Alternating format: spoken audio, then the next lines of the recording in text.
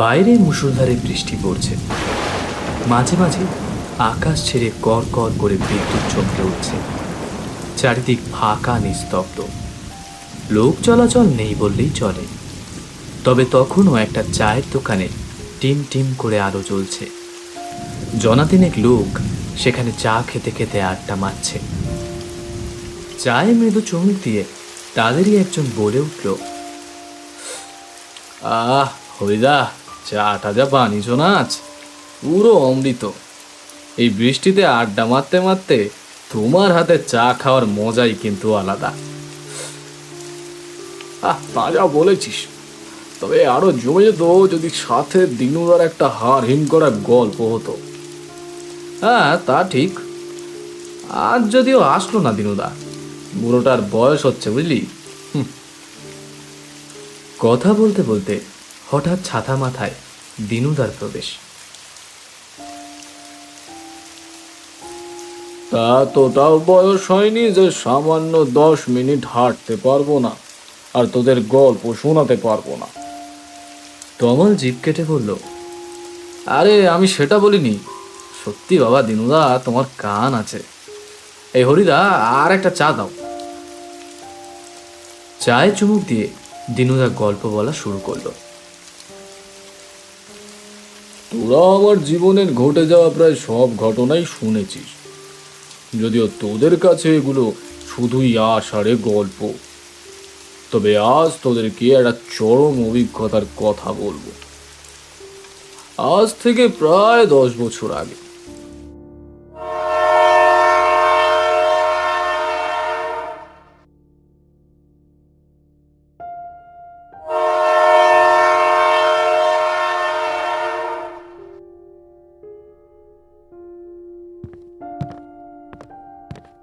সবে প্রমোশন পেয়ে শিমুলপুর গ্রামে বদলি হয়ে এসছি। স্টেশনে নেমে দেখি একটা লোক রিক্সা নিয়ে আমার জন্যই অপেক্ষা করছে। আরে আসুন বাবু আসুন, আসতে কোনো অসুবিধা হয়নি তো? আমি আপনার কাজের লোক হরিপদ। সব দরকারে অদরকারে আমারে পাবেন। চলুন আপনার কোয়ার্টারে নিয়ে যাই। আমিও খুশি হয়ে রিক্সায় উঠলাম। তখন শিমুলপুর গ্রাম আসলেই একটা গ্রাম ছিল, এখনকার মতো শহর হয়ে যায়নি। তাই সেখানে গাছপালা ছিল, খেতে ভরা সুন্দর পরিবেশ ছিল। যেতে যেতে যতই দেখছিলাম আমার মন ততই আনন্দে ভরে উঠছিল। মিনিট 20 পর আমরা কোয়ার্টারে পৌঁছাই। কোয়ার্টারটা বেশ বড়, বড় বড় দুখানা ঘর, বারান্দা, বাগান, রান্নাঘর সবই আছে। তবে আশেপাশে খেয়াল করে দেখি আর কোনো ঘর বাড়ি নেই। সামনে শুধু একটা কাঁচা পাকা রাস্তা চলে গেছে। আমার যদিও খুশি লাগছিল, আমার বরাবরই একটু নিরিবিলি পছন্দ। সব দেখা শেষ হলে হঠাৎ আমার চোখ গেল পেছনের জানলাটার দিকে।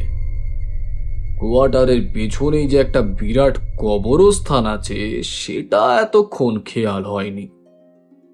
অগন্তি কবরে ভরা, ঝোপঝাড় তো আছেই, অনেক পুরনো, তা দেখলেই বোঝা যায়। বোধহয় সেই কারণেই আশেপাশে কোনো ঘর নেই। আমি মন দিয়ে কবরগুলো দেখছিলাম। হঠাৎ দেখি হরিপদ চেঁচাচ্ছে, আরে বাবু, আপনি ওখানে কি দেখছেন? ওই জানলাটা তো বন্ধ ছিল, খুললো কিভাবে? হরিপদ কেমন যেন ঘাবড়ে গেছে। একটা জানলা খোলা নিয়ে কাউকে এত ভাবতে দেখিনি। সে আমাকে খাবার ঘরে নিয়ে যায়।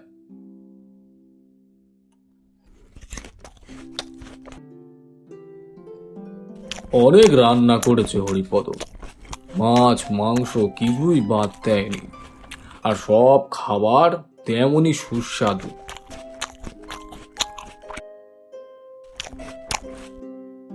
আমি তৃপ্তি ভরে খাচ্ছি, অথচ দেখি হরিপদর মুখে যেন চিন্তার ছাপ। আমি কিছু বলার আগেই সে নিজেই বলে উঠল,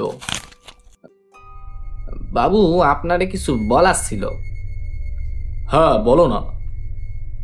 জানি আপনি শহরে মানুষ, তেমন কিছু বিশ্বাস করবেন না, তাও বলছি ওই পেছনের কবরস্থানটার দিকে না ভুলেও যাবেন না। জায়গাটা মোটেই ভালো নয়। ভূতের কথা বলছো কি? তাই তো বলছি বাবু, আমি নিজেও সন্ধ্যের পর এখানে থাকি নে। এখান থেকে দূরে ছোট্ট একটা ঘরে থাকি। একটু দেখে থাকবেন বুঝলেন, আর রাত বিরেতে কিছু শুনলে কান দিবেন না। কিছু মানে কি শুনবো? হরিপদ আর কিছু বলল না। সে সব কিছু জোগাড় করে আমাকে আর একবার বুঝিয়ে দিয়ে চলে গেল।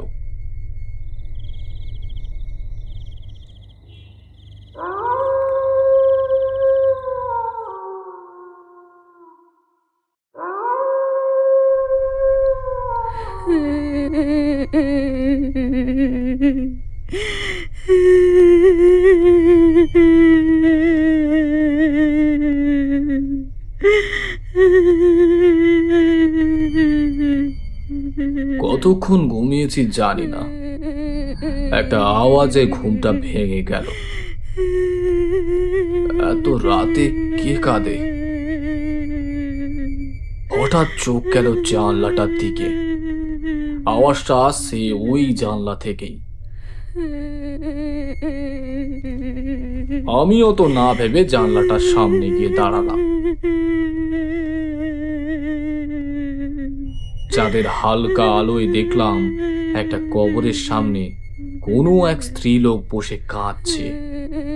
তার কোলের সামনে একটা সাদা মতো কি যেন পড়ে আছে।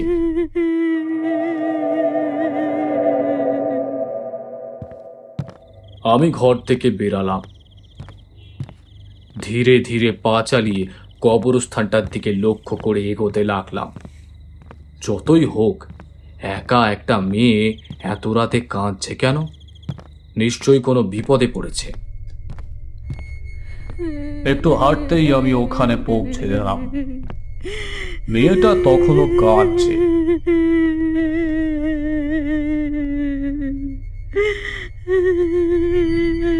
আমি সামনে গিয়ে দাঁড়ালাম মেয়েটার।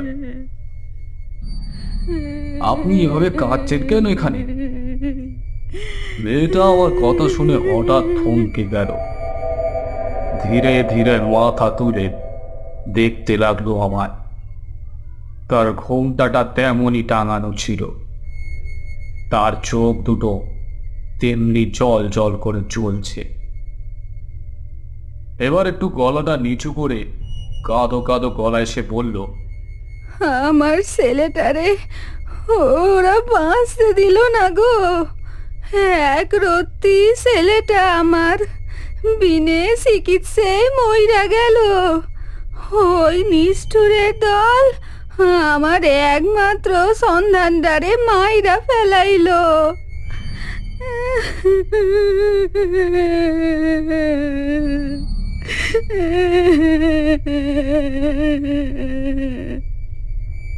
মেয়েটা আবার ডুকরে কাঁদতে লাগলো। আমি কিছুই বুঝতে পারলাম না, শুধু বুঝলাম যেভাবে হোক আমার এদের সাহায্য করা দরকার। আমি সান্ত্বনা দিয়ে বললাম, কে বাঁচতে দিচ্ছে না আপনাকে? আর কি হয়েছে আপনার ছেলের? এখানে তো এখন বড় বড় হাসপাতালও আছে শুনেছি। যদি টাকার অসুবিধা হয় আমি আপনাকে দেব, আপনি চিন্তা করবেন না। মেয়েটার কান্না থেমে গেল। এবার আর তার মুখে দুঃখের ছাপ নেই। কষ্ট বুঝলাম, ফুটে উঠেছে রাগ আক্রোশ। কি বললি? টাকা টাকা দেখাচ্ছিস আমায়? তোদের শুধু ওই টাকারই গরম বল? তুইও তার মানে ওদেরই দলে? আজ টাকা না থাকার জন্যে আমার ছেলেটারে তোরা মরতে দিলি, আর এখন এসেছিস সেই টাকা দিয়ে করুণা করতে? মেয়েটা এবার উঠে দাঁড়ালো। ধীরে ধীরে তার মুখ শরীর বদলে যেতে লাগলো। তার সারা শরীর দিয়ে পচা গন্ধ বেরোচ্ছে। শরীরের এদিকে ওদিকে রক্ত, গায়ে মাংস শুকিয়ে কালো হয়ে গেছে। আমার চোখের সামনেই দেখি সে একটা আস্ত রাক্ষসীতে পরিণত হলো। খুব টাকার গরম না তোদের? আজ টাকা দিয়েও নিজেরে বাঁচাতে পারবি না। তোদের মতো বড় লোকদের আমি ঘেন্না করি, আর সব প্রতিশোধ নেব।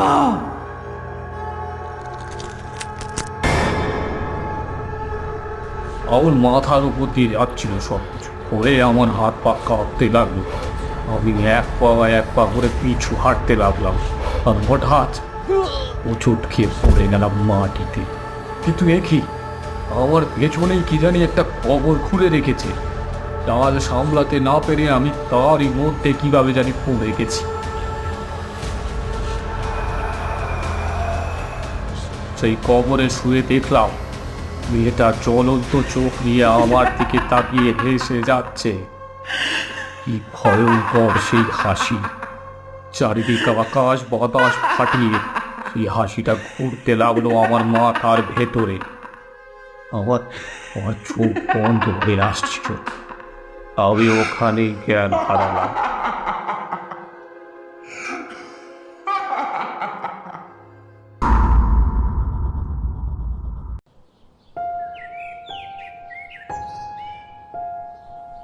পরদিন যখন চোখ খোলে তখন দেখি আমি আমার কোয়ার্টারের বিছানাতেই শুয়ে আছি, মাথায় মারাত্মক ব্যথা। আমার সামনে আমার চাকর হরিপদ বসে। আমাকে চোখ খুলতে দেখে সে যেন স্বস্তি পেল। এক নাগারে বলে গেল, বাবু, বাবু আপনি ঠিক আছেন তো?